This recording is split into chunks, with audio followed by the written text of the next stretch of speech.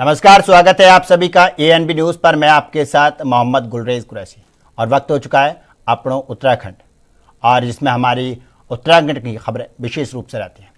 और महिला आरक्षण के मुद्दे पर उत्तराखंड की सियासत आज पूरी तरह से गर्मा गई और लोकसभा में संविधान संशोधन विधेयक को लेकर छिड़ी बहस के बीच देहरादून में विधानसभा का विशेष सत्र बुलाया गया और सदन को संबोधित करते हुए मुख्यमंत्री पुष्कर सिंह धामी ने स्पष्ट कर दिया कि उनकी सरकार आदि आबादी को पूरा हक दिलाने के लिए पूरी तरह प्रतिबद्ध है।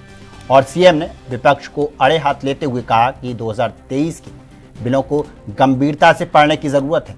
और उन्होंने स्वयं सहायता समूहों को मिल रही ब्याज और मुक्त ऋण का जिक्र करते हुए कहा कि डबल इंजन की सरकार में महिलाएं आत्मनिर्भर बन रही और विकसित भारत के निर्माण में मातृशक्ति की भूमिका सबसे अहम होगी।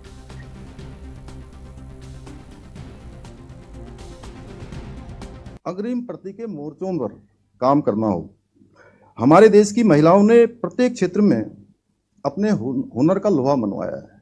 आज कोई ऐसा क्षेत्र नहीं है जहां हमारी मातृशक्ति अपने पराक्रम से, अपने कौशल से भारत का मान सम्मान ना आगे बढ़ा रही हो। महोदय, अगर मैं उत्तराखंड की बात करूं तो हमारी मातृशक्ति माताओं बहनों ने प्रत्येक मोर्चे पर अग्रणी भूमिका निभाई है। चाहे वो वीरता, दम्य साहस की प्रतीक तीलू रतवेली हो, जिन्होंने बहुत कम उम्र में अन्याय के खिलाफ संघर्ष का बिगुल फूका, या उत्तराखंड की लक्ष्मीबाई कहे जाने वाली रानी जिया रानी हो, जिन्होंने विदेशी मुस्लिम आक्रांताओं के नाकों चबवा दिए, या फिर हम सभी ने इतिहास पढ़ा है, या गढ़वाल की रानी कर्णवती हो, जिन्होंने अपने पराक्रम से मुगल सेना को परास्त कर इतिहास में एक अपनी अमिट छाप छोड़ी थी। मुख्यमंत्री पुष्कर सिंह धामी ने नई दिल्ली में land portal authority of India के साथ सीमावर्ती विकास पर समीक्षा बैठक की और इस दौरान चंपावत के चंपावत के बनावसा में भारत नेपाल सीमा पर बन रहे आधुनिक लैंड पोर्टल की प्रगति जांच की और जिसे एशियन हाईवे से जोड़ा जाएगा। और इसके लिए अतिरिक्त पिथौरागढ़ के धारचूला और जूलाघाट में सीमा व्यापार और आवागमन सुविधा को मजबूत करने पर चर्चा हुई। और मुख्यमंत्री ने स्थानीय उत्पादों और रोजगार को बढ़ावा देने के लिए सभी विकास कार्यों को समयबद्ध तरीके से पूरा करने के निर्देश दिए।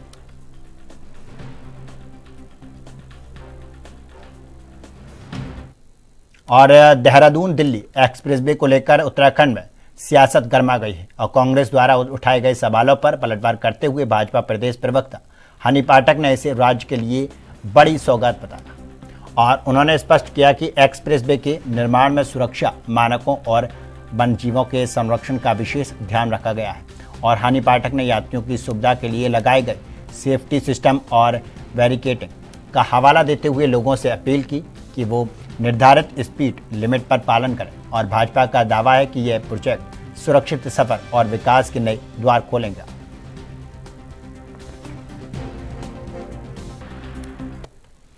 देखिए, देहरादून तो दिल्ली का ये जो एक्सप्रेस वे बना है, ये अपने आप में एक मिसाल बनकर सामने आया और इससे वन्य जीवों पर भी जो उनकी अपनी प्राइवेसी है वो पूरी तरह से बनी हुई है। उन पे किसी भी प्रकार की कोई भी दिक्कत नहीं आ रही है, ना उनको किसी भी शोर से परेशानी हो रही है। लेकिन जहां तक बात है कि एक्सीडेंट होने की, तो इससे तो मैं भी आपके चैनल के माध्यम से अपील करूंगी कि अगर हमें इतनी बड़ी सौगात दी गई है हमारे यशस्वी प्रधानमंत्री श्री नरेंद्र मोदी जी की तरफ से, तो अपनी स्पीड को बरकरार रखे, कम करके ही हमें भी किसी भी हाईवे पे हमें कम स्पीड में ही चलना चाहिए। वैसे भी वहां पर स्पीड लिमिट लिखी गई है, उसके बावजूद अगर किसी भी तरीके की इस प्रकार की घटना आती है तो उस पर लगातार कार्यवाही होगी और निश्चित तौर पर होनी चाहिए। और बैरिकेडिंग की जहां तक रही बात, तो पूरे 2.5 घंटे के सफर में आप देख सकते हैं कि वहां पर जगह जगह पर हर जगह बैरिकेडिंग लगी गई है, सेफ्टी लाइट्स लगी गई है, सेफ्टी नंबर्स वहां पर लिखे गए, सभी सुविधाओं से लैस है ये हमारा एलिवेटेड रोड का एक्सप्रेस वे। उत्तराखंड विधानसभा के विशेष सत्र में मुख्यमंत्री पुष्कर सिंह धामी ने नारी शक्ति बंधन अधिनियम को लेकर विपक्ष पर तीखा प्रहार किया और उन्होंने आरोप लगाया कि कांग्रेस ने संशोधन अधिनियम पर अड़ंगा डालकर नारी शक्ति का अपमान किया है और जिसे पूरे देश ने देखा। और सत्र के दौरान केदारनाथ विधायक आशा नौटियाल ने भी विपक्ष रवैये पर नाराजगी जताई और सरकार पर स्पष्ट आरोप है कि विपक्ष ने महिला आरक्षण बिल को जानबूझकर रोकने का प्रयास किया और हंगामे के बीच विपक्षी दलों ने पहले ये तय रणनीति के तहत सदन में धरना दिया।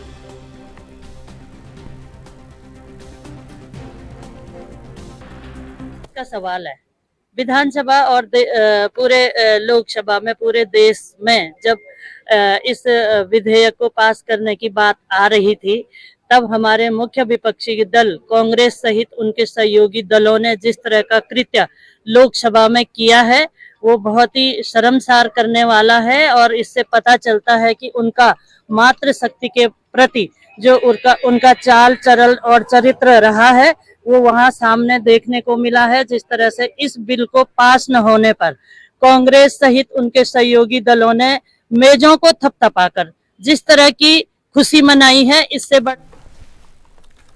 उत्तराखंड में गैस सिलेंडर की उपलब्धता और आपूर्ति को लेकर खाद्य विभाग मंत्री रेखा आर्या ने अहम बयान दिया है और मंत्री ने स्पष्ट कर दिया कि प्रदेश में अब गैस की स्थिति पहले से काफ़ी बेहतर हो गई है। और आंकड़ों का हवाला देते हुए उन्होंने बताया कि गैस का उपयोग 40% से बढ़कर अब 70% तक पहुंच गया है और सरकार केंद्र के नियमों के तहत काम कर रही है और कमर्शियल सिलेंडरों की सप्लाई भी अब पूरी तरह से सुचारू रूप से है।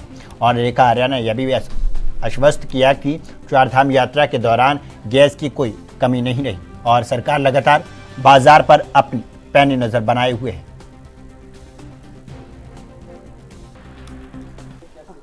देखिए, मैंने फिलहाल तो ये परीक्षण किया है कि हमारे घरेलू गैस है या हमारे कमर्शियल सिलेंडर है। कमर्शियल सिलेंडर को लेके भारत सरकार, क्योंकि सभी कुछ जो है हम भारत सरकार के जैसे ऑर्डर्स हैं या डायरेक्शंस है उसके अनुसार हम लोग काम कर रहे हैं।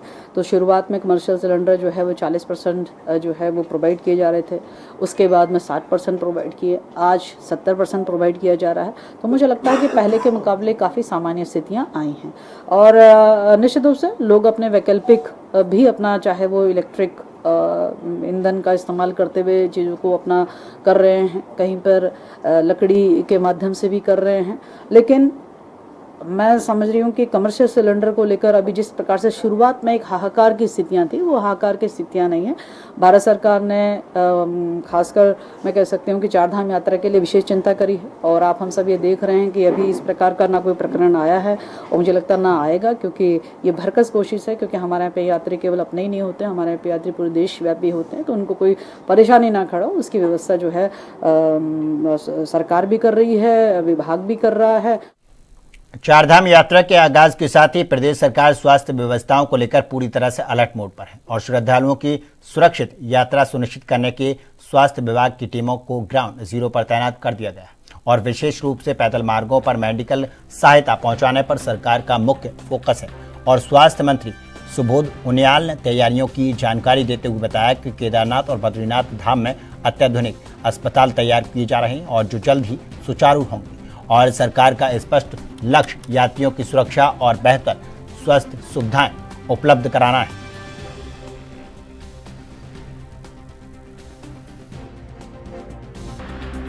भाई साहब, चारधाम यात्रा चल रही है, आपकी टीमें लगातार ग्राउंड पर हैं, किस तरह से आगे हो रहा है स्वास्थ्य को लेकर और चीजें? देखिए, आपने देखा है कि हमने करीबन 47 अस्पताल जो यात्रा रूट पे पड़ते हैं और इसके अलावा करीबन 25 विशेषज्ञ डॉक्टर और 40 के अतिरिक्त और डॉक्टरों को उसमें तैनात करने का काम किया गया है। और डॉक्टर की पहली बार हम लोगों ने चारधाम में, जो चारधाम की दो प्रमुख बीमारियां होती हैं जो यात्रियों, जो हमारे तीर्थयात्रियों में, एक तो जो हाई एल्टीट्यूड सिकनेस और दूसरा जो हाइपरटेंशन और शुगर के पेशेंट्स होते हैं, कहीं ना कहीं उन्हें खतरा होता है, उसको देखते हुए तमाम विशेषज्ञ डॉक्टरों की भी नियुक्ति की गई और पहली बार 50 बेड का अस्पताल हमने बद्रीनाथ में और 18 बेड का अस्पताल केदारनाथ में प्रारंभ करने जा रहे हैं।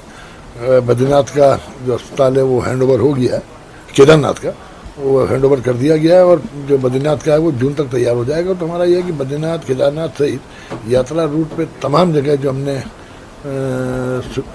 अपने सेंटर्स बनाए हैं उनमें कहीं पर भी किसी यात्री को परेशानी न हो।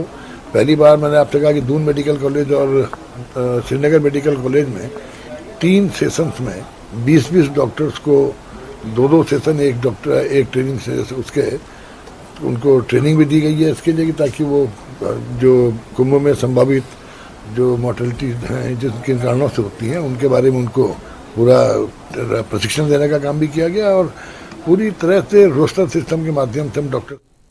उत्तराखंड के गूलर भोज में विकास की नई लहर देखने को मिली और कैबिनेट मंत्री राम सिंह खेड़ा ने कहा कि क्षेत्र को करोड़ों की सौगात देते हुए विभिन्न विकास कार्यों का लोकार्पण किया गया और मंत्री के बाद पहली बार यहां पहुंचने खेड़ा का भव्य स्वागत हुआ और उन्होंने आयुष्मान आरोग्य मंदिर क्लिनिक 18 दुकानें और 10 टाइल्स मार्गों का उद्घाटन कर सरकार की विकास परक प्रतिबद्धता दोहराई। और हालांकि कार्यक्रम में स्थानीय विधायक की गैर मौजूदगी चर्चा का विषय बनी रही और जिस पर मंत्री ने स्पष्ट किया कि पार्टी में कोई गुटबाजी नहीं है और सरकार समग्र और विकास के लिए तत्पर है।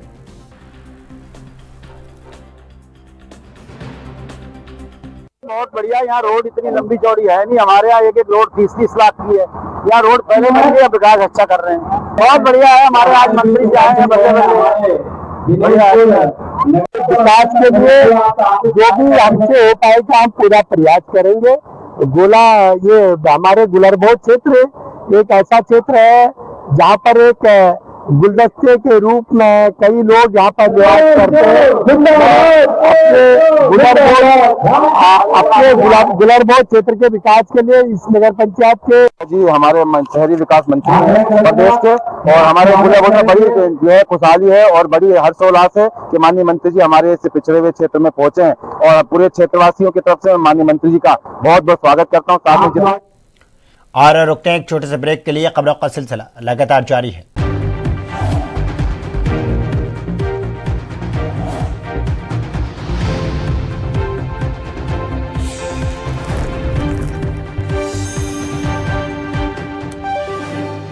ब्रेक के बाद एक बार फिर आप सभी का स्वागत है और रुक करते हैं खबरों की ओर।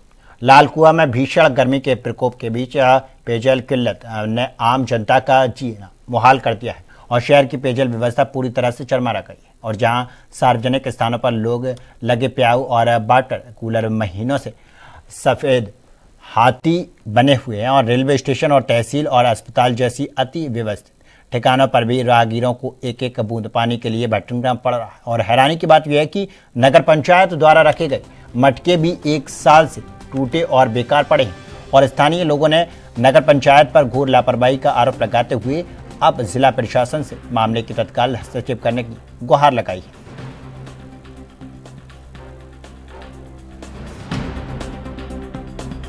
मांग करते हैं कि वाटर कूलर सही कराया है और यहाँ बाहर के लोग आते हैं, पानी की बहुत दिक्कत हो रही है, काफी समय से खराब चल रहे हैं, मगर यहाँ पर कोई इसकी देखभाल नहीं हो रही है सही तरीके से। यहाँ पानी की समस्या चल रही है बहुत ज्यादा, पानी के बाहर के लोग आते हैं प्यास चले जाते हैं और कूलर कोई सही नहीं करा रहा। हाँ जी, ज्यादातर खराब चल रहा है। क्या मांग करना चाहेंगे? मांग ये है ये जल्द से जल्द ठीक हो। जो गर्मी का समय चल रहा है, जनता को थोड़ा आराम मिले, पानी जो पी के थोड़ा प्यास बुझे उनकी। देखिए, वाकई में इस समय गर्मी का प्रकोप तो बहुत बढ़ रहा है और जैसा कि देखा जा रहा है कि क्या नाम क्षेत्र में क्या पूरे ऑल ओवर इंडिया में इस समय गर्मी का प्रकोप ज्यादा है और तापमान बहुत ज्यादा है और इस समय लोग बचने के लिए क्या नाम कभी जूस पी रहे हैं, कभी कुछ पी रहे हैं और वाकई में इस समय गर्मी बढ़ रही है, इसलिए नगर पंचायत को इसमें आगे बढ़ करके थोड़ा सा अपना योगदान देना चाहिए। हम भी आह्वान करते हैं कि नगर पंचायत जैसे घड़े में पानी रखवा दे या जो फ्रीजर चले थे फ्रीजर चलवा दे, जिससे इस क्षेत्र की जनता को थोड़ा सा राहत मिलेगा और ये स्वभाव का भी काम है और नगर पंचायत करेगी तो नगर पंचायत की इसमें वाहवाही भी होगी और क्षेत्र की जनता लाभान्वित होगी।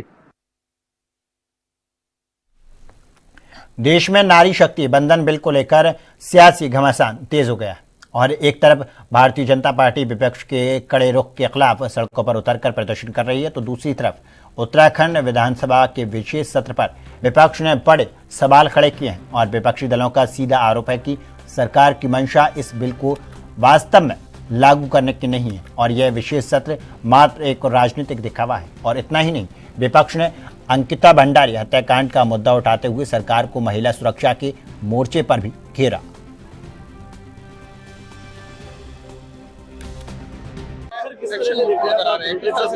देखिए 2023 में संसद में महिला आरक्षण बिल आया था, कांग्रेस ने उसका पूर्णतः समर्थन करा था और महिलाओं के सम्मान के लिए कांग्रेस ने चाहे पंचायती राज के समय से आप देख लें, चाहे 21 से 18 साल जो आयु कम करी गई वोटरों की तब देख लें, और चाहे आप देख लें आप डिलिमिटेशन बिल जो आपका फेल हुआ है, आप संसद की इतनी बड़ी सीटें बढ़ाना चाहते हैं विधानसभा की, अरे जो वर्तमान स्थिति है इसी में 33% आरक्षण दीजिए, आप सीटें क्यों बढ़ा रहे हैं? आप इसी में वर्तमान में दीजिए, महिलाओं को अधिकार दीजिए, हम उसके पक्षधर हैं।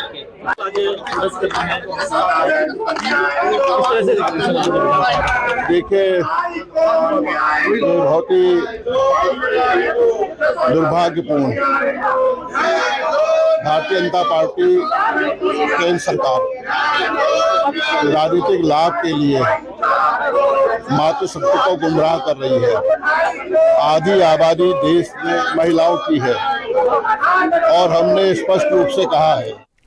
उत्तराखंड के चमोली में नर और नारायण पर्वत श्रृंखलाओं के मध्य स्थित बद्रीनाथ धाम करोड़ों भक्तों की आस्था का केंद्र है और यहाँ भगवान विष्णु अपनी अर्धगिनी माता लक्ष्मी के साथ विराजमान है।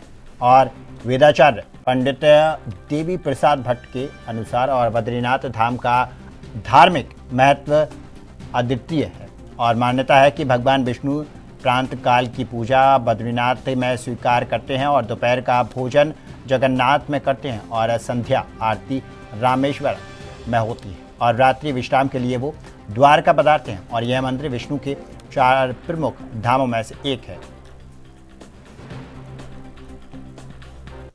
6 महीने जो है देवताओं की पूजा से सम्मानित होते हैं और 6 महीने नर पूजा से सम्मानित किए जाते हैं। इसलिए बद्रीनाथ में सदेह, जिसको हम देह सहित कहते हैं, बद्रीनाथ में विष्णु का अवतार है। प्रातः काल की पूजा बद्रीनाथ में है, दिन का भोजन जो है जगन्नाथ में है, 56 प्रकार के भोग लगते हैं एक दिन में, और आरती के लिए रामेश्वरम, सोने के लिए जगन। ये चारों जगह जो है इनके अलग अलग व्यवस्थाएं बनी है। द्वारिका में शयन करते हैं। हल्द्वानी के अम्बेडकर नगर पार्क में और कांग्रेस कार्यकर्ताओं ने महिला आरक्षण संशोधन विधेयक के विरोध में जमकर धरना प्रदर्शन किया और प्रदेश अध्यक्ष गणेश गोदियाल के नेतृत्व में जुटे नेताओं ने भाजपा सरकार की नीतियों को महिला विरोधी बताते हुए जमकर नारेबाजी की और गोदियाल ने मांग उठाई कि उत्तराखंड की सभी 70 विधानसभा सीटों पर तत्काल 33% महिला आरक्षण लागू किया जाना चाहिए और उन्होंने सरकार पर सशक्तिकरण के नाम पर केवल दिखावे का आरोप लगाया और कहा कि कांग्रेस विधायक सदन में इस मांगों को प्रमुखता से उठा रही हैं।